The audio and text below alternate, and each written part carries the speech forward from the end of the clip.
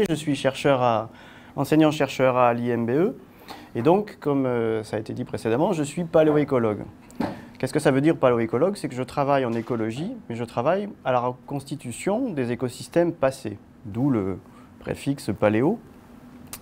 Et au cours de l'exposé, je vais essayer de vous expliquer les manières que nous utilisons pour essayer de reconstituer l'évolution des écosystèmes dans le passé et surtout à quoi ça peut bien servir. Parce que c'est quand même assez important de comprendre les enjeux dans la mesure où ces études sont de plus en plus citées. Alors, pourquoi travailler en paléoécologie? Pour une raison toute simple, c'est que lorsqu'on essaie de comprendre comment les écosystèmes évoluent, changent dans le temps, la mesure de la rapidité du changement, elle peut être faite à différentes échelles de temps, à la perception humaine par exemple, la perception historique, mais on a souvent besoin d'avoir une échelle beaucoup plus ancienne. Quand on entend parler du changement du climat, des changements des pratiques agro-pastorales dans nos paysages, eh bien, on va jusqu'au XVIIe et XVIIIe siècle, mais voire à l'Antiquité quand on a des bonnes informations. Mais au-delà, on ne parvient pas à reconstituer en détail l'évolution de nos paysages. Si on reste à l'échelle historique, qu'est-ce qu'on voit? Si on prend ce magnifique tableau de Loubon de la vue de Marseille, on voit par exemple que, quand c'est pris depuis les Égalades, au XIXe siècle, il y avait un environnement relativement désertique autour de Marseille, ce qui nous indique déjà que les paysages, à l'échelle humaine, ont déjà considérablement changé. Si je prends un autre exemple qui est bien moins méditerranéen, c'est un exemple d'une illustration qui parle d'une foire sur la Tamise en 1814 qui se faisait pendant une période qu'on appelait le petit âge de glace et au cours de laquelle la Tamise était gelée et donc permettait que cette foire ait lieu sur la Tamise elle-même. Si on redescend en Méditerranée, voilà le Rhône à Avignon en 1900 avec des radeaux de glace qui montrent que, à l'échelle humaine, le climat a foncièrement changé dans des proportions assez importantes. C'est quand même assez impressionnant cette masse de glace. Et il y a des éléments dans le paysage qui sont originaux et qu'on connaît peut-être un peu moins. Ici, vous avez ce qu'on appelle des blocs erratiques. Qu'est-ce que c'est? Sur la gauche, vous avez donc un bloc erratique. En fait, c'est un bloc de roche qui est transporté par le glacier qui se déplace au fur et à mesure de son activité et qui, une fois que le glacier a fondu, laisse en place le morceau, le bloc de roche. Eh bien, il faut que vous sachiez que dans le paysage alpin, mais aussi dans les Pyrénées, vous avez des blocs particuliers. Donc ici, c'est dans le quartier La Croix-Rousse à Lyon. Ici, c'est près de Gap. Et donc, ce sont des blocs dont la nature géologique est très différente du sol qu'ils recouvrent et qui sont ni plus ni moins liés à l'activité d'un ancien glacier. Et donc, ça sous-entend ici clairement qu'à Lyon, il y avait un énorme glacier qui avait charrié tous ces blocs jusqu'à Lyon. Un autre exemple toujours pris avec les glaciers, si on regarde la mer de glace telle qu'elle a été illustrée en 1820 avec cette magnifique illustration, eh bien on voit que, c'est pris depuis le village des Prasses de Chamonix, pour ceux qui connaissent, eh bien on voit le front glaciaire qui est tout près du village, en 1823. En 1900, sur la photographie, on voit que le glacier a considérablement reculé. Et de nos jours, si on fait un zoom ici, on constate que le glacier n'est même plus présent dans cette portion. Donc, à l'échelle humaine et historique, on a des changements qui sont rapides. Si on se concentre juste sur nos lacs et sur nos paysages de montagne, on va aller tout à l'heure au lac d'Alos et vous aurez quelques exemples. Il suffit de regarder une carte postale du début du XXe siècle et de la comparer à ce que l'on observe aujourd'hui, on constate qu'il y a un changement. Alors des fois, on peut être trompé par le fait que ce soit en noir et blanc et puis en couleur, mais si on fait un petit zoom, regardez le tour du lac d'Alos à la fin du 19e, eh bien vous avez un paysage désertique, quasi lunaire. Et si on essaie de refaire la photographie, par exemple, de cette portion du bassin versant, ici pour ceux qui connaissent c'est le mont Pelat, donc là le lac d'Alos, eh bien on voit que la végétation, en l'espace d'un siècle ou deux, a très vite reconquis le paysage. Du coup, la question qui se pose tout de suite, c'est est-ce que des changements, déjà quels ont été les facteurs qui ont modifié durablement ce paysage, et surtout si en 2 siècles on a eu des changements aussi importants, à des échelles de temps beaucoup plus importantes, on peut imaginer que les changements ont pu être tout aussi spectaculaires avec des enjeux liés au climat, aux activités humaines passées, qu'elles soient médiévales ou au moment de l'Antiquité. Et d'où la question qu'on peut se poser, pourquoi reconstituer l'histoire des paysages alpins au-delà de la connaissance? Accumuler des connaissances, c'est toujours intéressant. Mais pour un aspect tout simplement utile, parce que ça va nous permettre de mieux comprendre les effets des changements climatiques ou des pratiques agropastorales, donc l'activité humaine, son impact sur les paysages, à la fois sur les environnements passés, donc ça c'est la connaissance qu'on va accumuler quand on va travailler dessus, mais aussi sur les environnements présents, parce que je vous expliquerai tout à l'heure, tout ce qui a eu lieu il y a 100 ans, 1000 ans, voire 10 000 ans, a un impact qui est plus ou moins durable et qui se voit encore de nos jours sur ces paysages d'altitude. Et de la même manière, pour essayer de comprendre quelle va être la trajectoire de tous ces paysages, de tous ces écosystèmes, on a besoin de connaître l'historique, l'héritage en quelque sorte du passé, pour essayer de faire un peu de prospective et comprendre dans le futur comment, par exemple, pourrait évoluer un paysage s'il y avait moins de pression pastorale, ou si le changement climatique s'accentuait, ou si au contraire on rentrait en glaciation, etc. Donc l'enjeu, il est là. Un des enjeux en tout cas. La question qui découle, comment accéder à cette histoire ancienne au-delà de la perception humaine, donc au-delà des archives historiques. Sur la partie de gauche, j'ai symbolisé en fait la surface d'un marais, d'une tourbière, je vous expliquerai tout à l'heure ce que c'est. Et en fait, dans le sous-sol, c'est de la géologie en quelque sorte, il y a des couches. Et le meilleur moyen d'accéder à ces couches, et d'avoir surtout des couches particulièrement importantes pour ce que l'on veut étudier, c'est de les échantillonner dans les lacs et dans les tourbières. Je vais vous expliquer pourquoi. Comment fonctionne un lac, une tourbière? Il faut que vous imaginiez que c'est ni plus ni moins qu'un livre dont les pages s'empileraient au cours du temps. Donc j'ai fait une petite animation toute simple. Donc vous suivez en même temps. Un lac, en fait, et surtout les bords d'un lac, vous avez une accumulation liée à la dégradation de la matière végétale alentour. Et un lac peut progressivement se combler. Et vous avez en fait la végétation qui pousse sur l'ancienne génération. Et donc, si vous suivez bien, ici vous aviez la végétation d'il y a 1000 ans, d'il y a 500 ans, il y a 100 ans, et là la végétation actuelle. Et donc, lorsque ceci se répète sur des centaines d'années, voire des milliers d'années, vous comprenez assez facilement que si on arrive à prélever dans ce qu'on appelle du sédiment, donc vulgairement c'est de la boue, eh bien, si on arrive à prélever depuis le début de la mise en place du lac ou du marécage jusqu'à la surface, on rééchantillonne en quelque sorte ces fameuses pages qui vont potentiellement enregistrer, grâce à de nombreux fossiles, l'histoire des algues, l'évolution de certains animaux aquatiques, ici c'est un ostracode, l'histoire de la végétation autour du marécage, là vous avez un grain de pollen au microscope électronique de noyer, ou encore des insectes.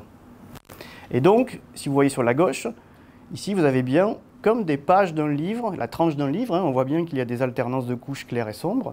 Et lorsque le sédiment est favorable à ces disciplines paléoécologiques, eh bien, on arrive à extraire dans chacune de ces couches des fossiles d'algues, d'animaux aquatiques, de plantes ou encore d'insectes. Et même, alors, on peut même trouver des restes humains. Ça, c'est l'homme de Tolund, pour la petite histoire, qui date de moins de 2300 ans, je crois, qui a été découvert au Danemark. Et c'est une histoire un peu triste, puisqu'il a été retrouvé donc en parfait état de conservation dans une tourbière, mais avec une corde autour du cou. C'était quelqu'un qui avait été pendu et qui avait été jeté. Mais c'est juste pour vous illustrer, c'est pas pour vous émouvoir, c'est juste pour vous montrer à quel point la qualité de la conservation peut être incroyable, puisqu'on retrouve même des tatouages, les ongles, les cheveux. Donc lorsque un organisme est enfoui très rapidement dans un marais, dans une tourbière, dans un lac, il est tout de suite préservé parce qu'il est enfoui, et donc il n'est pas décomposé. Donc ça, c'est un avantage majeur pour nos disciplines, puisque au mieux l'organisme sera enfoui, au plus rapide, au mieux il sera préservé, et on aura une grande quantité de fossiles. Alors comment on prélève? Alors c'est très variable, ça dépend de la nature de l'archive que l'on va étudier. Lorsqu'il s'agit d'un lac, comme ici, on peut déposer une sorte de barge flottante que l'on ancre, et on a un système de carottage au milieu. Lorsqu'on a moins les moyens d'utiliser ce système, eh bien on attend que le lac gèle l'hiver. Ça, c'est un lac en Isère, et puis on carotte depuis la glace. Et puis lorsqu'il s'agit de marée, eh bien on est plus ou moins à pied sec, et on a un système de carottier. En gros, ce sont des tringles avec au bout comme un tuyau, en quelque sorte, qu'on enfonce de proche en proche, jusqu'à ce qu'on ne puisse plus, jusqu'à ce qu'on arrive sur quelque chose de dur, donc sur la roche en place. Et donc on prélève les différentes couches successives qui se sont empilées au cours du temps, depuis la mise en place du marais ou de la tourbière. Un cas un peu atypique, parfois vous pouvez avoir des anciens lacs. Là, c'est un lac en Italie qui a disparu depuis. et qui depuis a été érodé. Et toutes les couches que vous voyez ici, ce sont les fluctuations de ces fameuses couches de sédiments qui sont maintenant très haut en altitude, qui datent de 1 million d'années, si ma mémoire est bonne. Et donc les paléoécologues ici n'ont pas besoin de carotter, c'est ce qu'on appelle du carottage, hein, on fait des trous, c'est comme une tarière. Ils se contentent de prélever, ici on devine un petit peu des petits rectangles, et ils prélèvent sur la coupe. Donc il y a une grande diversité de méthodes de prélèvement et des objets entre guillemets géologiques, mais donc paléoécologiques aussi, qui sont particulièrement variés. À quoi ça peut bien ressembler? Voilà un exemple de carotte sédimentaire qui a été prélevé. Là, on a un morceau du carottier ici. Je ne vais pas trop vous détailler les éléments qui le composent, mais ce que vous devez retenir, c'est cet exemple où vous avez ici, on est à 8 mètres de profondeur, ici à 7 mètres, donc le haut est là, le bas est ici, et vous voyez sur un seul exemple que les fluctuations de ce sédiment sont assez importantes, parfois ne serait-ce que sur 1 mètre, puisque vous voyez ici, il y a une couleur marron foncé, puis ici c'est plutôt beige, et ensuite c'est gris, et on voit des petits lits, des alternances plus sombres. Donc vous voyez que déjà, là, on a des informations qu'on pourra un peu développer tout à l'heure. Donc sur un marais, on prélève de 0 à 1 mètre, de 1 à 2 mètres, etc., etc. Et donc on a en continu la totalité du remplissage. Qu'est-ce qu'on fait avec tout ça? Alors on peut faire beaucoup de choses, comme je vous l'ai dit. On peut étudier les pollens fossiles qui sont piégés dans ces couches-là. Donc un exemple, ici vous avez un grain de pollen de sapin, donc de sapin blanc. Vous voyez à peu près la taille, et c'est pas très gros, donc tout s'observe au microscope. Et c'est parfois très très bien conservé, puisque ce sapin, ce grain de sapin, il a 200 000 ans. Donc vous voyez que c'est particulièrement bien préservé. Donc ce que l'on fait, on fait beaucoup de traitements physico-chimiques en laboratoire, c'est assez rébarbatif, hein, c'est pas la partie la plus intéressante du travail, mais une fois qu'on s'est débarrassé de toute la gangue, de tous les sédiments qu'il y a autour du fossile, on n'a plus que le fossile à observer. Et ils sont relativement nombreux. Pour vous donner un aperçu, lorsque le site est riche, sur 1 cm3, on peut avoir 1 million, 2 millions de grains de pollen. On ne va pas tous les compter, je vous rassure, il y a des méthodes pour y parvenir de manière plus rationnelle. Mais voilà, vous avez une grande diversité de formes de pollen. Vous avez des choses avec des piquants, avec des trous, il y en a qui ressemblent à des têtes de Mickey, vous voyez, ça ce sont des pins. Et donc au microscope, on va tous les comptabiliser et les identifier, c'est-à-dire qu'on va donner un nom à chaque grain de pollen. Et ensuite, alors voilà, et un autre exemple, là, ici vous avez des grains de pollen qui ont 16 000 ans et qui sont en parfait état de préservation. Et on va représenter l'histoire de ces grains de pollen et donc de la végétation, puisque les grains de pollen sont produits par la végétation, sous la forme de ce que l'on appelle des diagrammes. Donc on part des effectifs observés pour chaque espèce, et puis on va traduire les fluctuations, les abondances de chacune de ces espèces en pourcentage par rapport à la totalité des grains qu'on a rencontrés par échantillon. Et donc si vous me suivez bien, imaginons que là, tout ça c'est un échantillon, un autre, un autre, un autre. En ordonnée, on a la profondeur, et la profondeur correspond à l'axe temporel. En d'autres termes, ici, on peut dire par exemple que c'était il y a 1000 ans, ici c'est aujourd'hui. Et donc, les courbes ici nous informent que l'espèce marron a connu un optimum, puis elle a décliné, pendant que l'espèce verte, elle avait un optimum, puis a décliné, puis s'est à nouveau redéveloppée. Et donc c'est comme ça qu'on reconstitue indirectement les fluctuations de la végétation, de ce qu'il a composé autour du site qu'on a étudié. On peut faire la même chose avec les insectes. Je ne vous remontrerai pas de graphique, mais le principe est le suivant. Alors c'est une des disciplines les plus difficiles. Moi je m'occupe du pollen, mais il y a très très peu de spécialistes sur les insectes fossiles. En gros, il y en a 2 en France et je crois 4 en Europe, donc c'est pas beaucoup. Et donc ce sont des entomologistes vraiment émérites, puisque sur la base d'un fragment, ils sont capables de vous donner le nom de l'espèce quasiment sans problème, en comparant avec des collections de références actuelles. Ici, c'est un insecte actuel. Alors, j'ai un peu triché puisque ce n'est pas la même espèce. Mais bon, il y a des entomologistes dans la salle. Alors, ça va. Et là où vous devez réaliser les choses, c'est qu'un insecte fossile peut parfois avoir conservé même sa coloration d'origine. Ici, vous avez un Oraina actuel, donc avec une belle couleur vert métallique. Et là, vous avez l'équivalent en fossile, qui a 15 000 ans. Et vous voyez que la couleur est parfaitement préservée. De la même manière, ici, c'est un insecte fossile. Et ici, vous avez un insecte assez particulier, Elophorus glacialis, qui vit sur les névés. Et là encore, il est fossile. Et vous voyez que les ornementations sur l'élytre, vous savez, c'est la pièce qui protège les ailes des coléoptères, eh bien, est parfaitement préservée. Alors, Ça, c'est tout ce que l'on peut faire. Enfin, c'est loin d'être exhaustif. On peut regarder les algues, on peut regarder la chimie à l'intérieur de chaque couche de sédiments. Jusqu'où on peut remonter avec les lacs et les tourbières dans le temps, parce que c'est ça qui nous intéresse. Alors, en France, le plus vieux site, le plus ancien, il permet de documenter l'histoire de la végétation sur 400 000 ans. Donc c'est énorme. C'est dans le Massif central, c'est sur des lacs un peu particuliers qui n'ont jamais été recouverts par la glaciation. D'accord ? Ce qui fait qu'on a une sédimentation en continu et ça nous documente sur les alternances entre les périodes froides et les périodes chaudes sur près de 400 000 ans. En Europe, on peut aller jusqu'à 800 000 ans, mais d'une manière générale, et en particulier pour les Alpes, donc pour les écosystèmes de montagne, on ne dépasse que de très peu les 15 derniers millénaires. Je vais vous expliquer pourquoi. Parce que l'origine des lacs et des tourbières de montagne sont presque tous liés à la déglaciation. Ce que vous devez réaliser, c'est que les Alpes ressemblaient potentiellement à ça, donc très peu de crêtes dépourvues de glace et toutes les vallées remplies de grands appareils glaciaires. Ça, c'est le domaine de la géomorphologie, c'est assez bien connu, au point qu'on peut faire des cartes de l'extension maximale des glaciers dans les Alpes, donc là c'est l'arc alpin. Et vous avez les différentes flèches de couleur qui vous indiquent par exemple le glacier du Rhône par où il s'est coulé, le glacier de l'Isère, etc., etc. Là les glaciers sud-alpins, celui qui est allé jusqu'à Sisteron.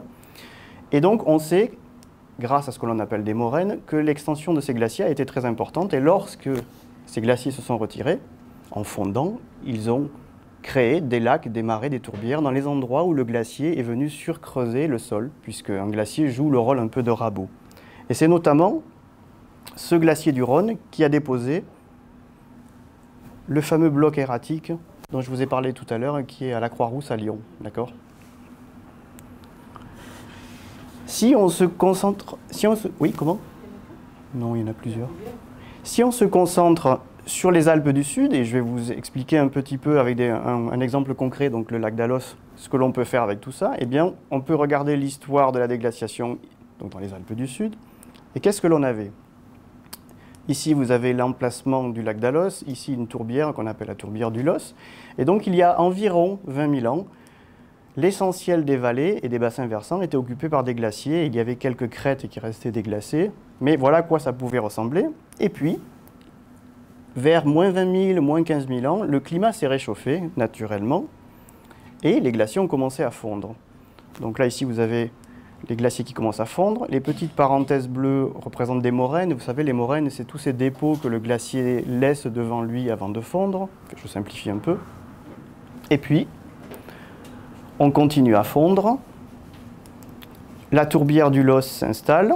Et puis, on continue à faire fondre tout ça. Et il y a environ 14 000, 13 500 ans, le lac d'Alos se forme en raison de la fonte des derniers vestiges de ce glacier du Verdon. Et voilà le bassin versant du lac d'Alos aujourd'hui, tel qu'on le connaît. Et donc du coup, voilà une des raisons pour lesquelles nous sommes allés faire un carottage et aller étudier le lac d'Alos. Voilà une vue du lac d'Alos, qui est un magnifique lac. Je vous invite tous à y aller si vous ne l'avez jamais arpenté. Et donc nous avons décidé de carotter ce lac, à la fois pour essayer de comprendre les modalités de cette déglaciation, comment les choses se sont passées, mais aussi pour reconstituer l'évolution du paysage autour de ce lac, à partir du moment où le glacier s'est retiré.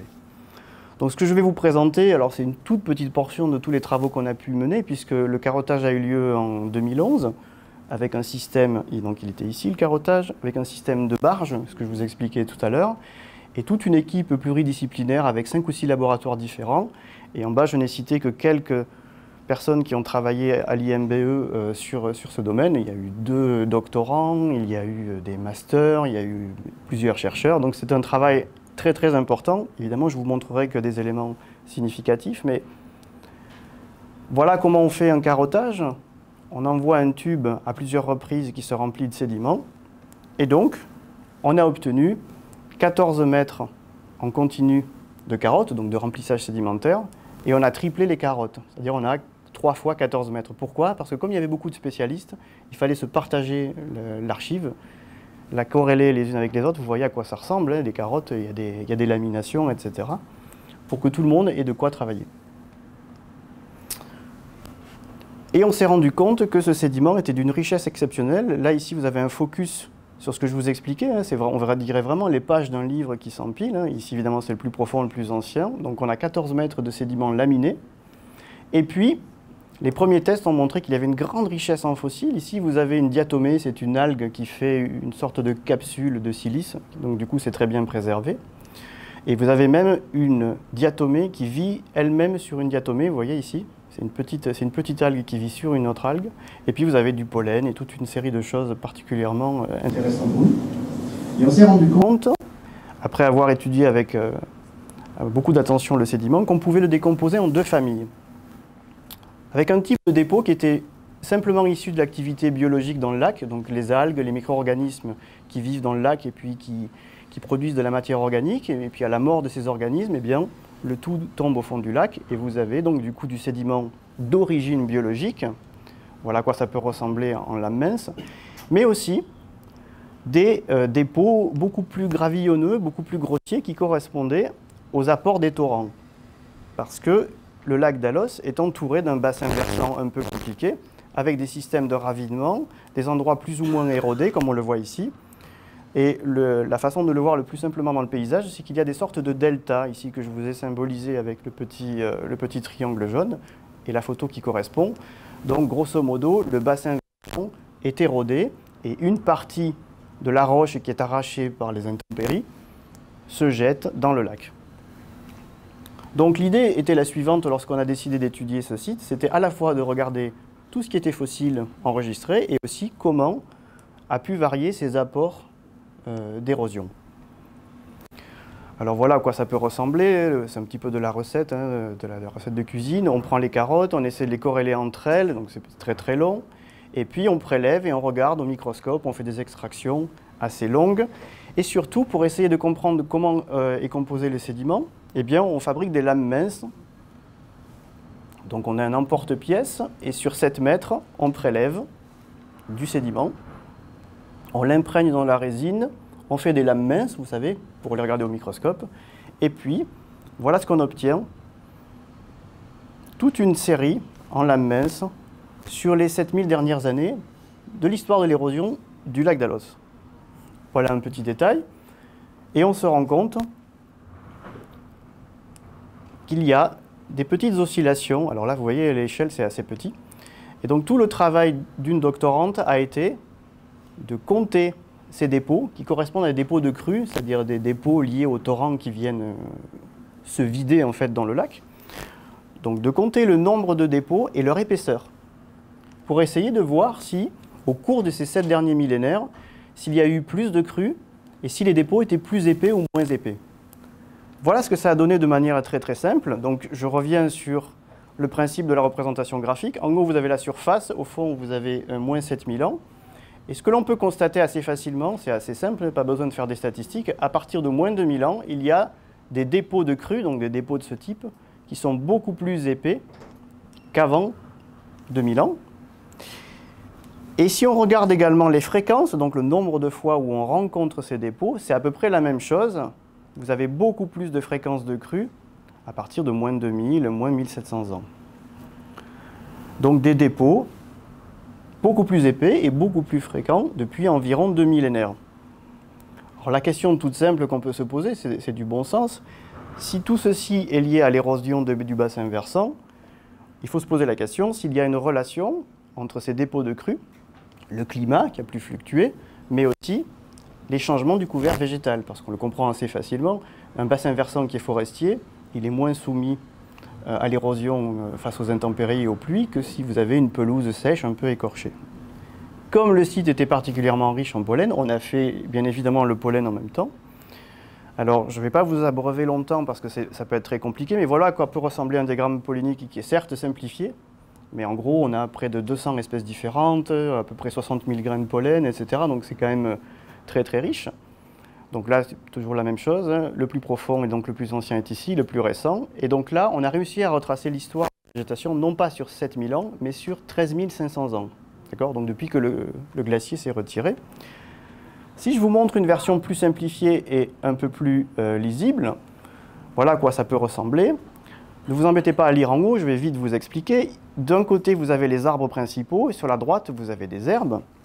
Et si on prend un cas un peu particulier, ici vous avez le sapin, ici, d'accord, qui du coup a connu un optimum, a été dominant dans le paysage aux alentours de 7000 ans, et puis qui rapidement a décliné.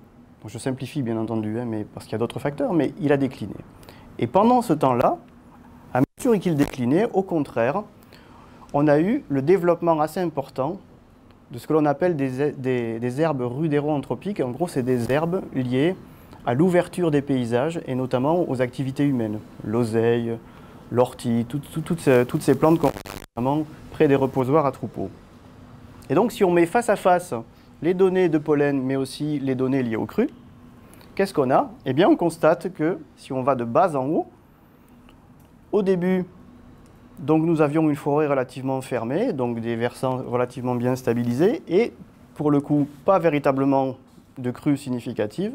Puis, une forêt qui s'ouvre très légèrement, mais pas de crues significatives non plus. Petit à petit, au contraire, à partir de moins 3500, puis moins 2000 ans, eh bien, on a une ouverture du milieu parce que ces pollens-là deviennent plus importants et indiquent du coup des activités agro-pastorales dans le bassin versant, et évidemment des versants complètement dénudés. Et cette anthropisation, cette occupation par l'homme du bassin versant, se traduit directement par une augmentation des dépôts de crues dans le lac. Donc la conclusion est relativement simple, les activités humaines ont potentiellement eu un impact fort et a fragilisé le bassin versant. Alors on pourrait nous rétorquer, oui mais qu'est-ce qui se passe ailleurs dans les Alpes, puisque là ce n'est que le lac d'Alos. Donc l'avantage des Alpes, c'est qu'il y a un grand nombre de tourbières, un grand nombre de marécages, un grand nombre de lacs, et presque partout, là je vous prends un autre exemple cette fois-ci dans les Alpes du Nord, en Isère, donc le lac Luitel, qu'est-ce qu'on constate? Eh bien, on constate qu'il y a 3000 ans, eh bien, il y a un début d'activité humaine, toujours une fois de plus documenté par les herbes liées aux activités humaines, ce que je disais tout à l'heure, l'oseille, l'ortie.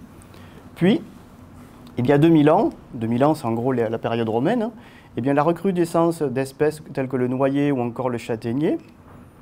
Et il faut savoir que ce sont les Romains qui ont importé et développé massivement le noyer et le châtaignier en Europe.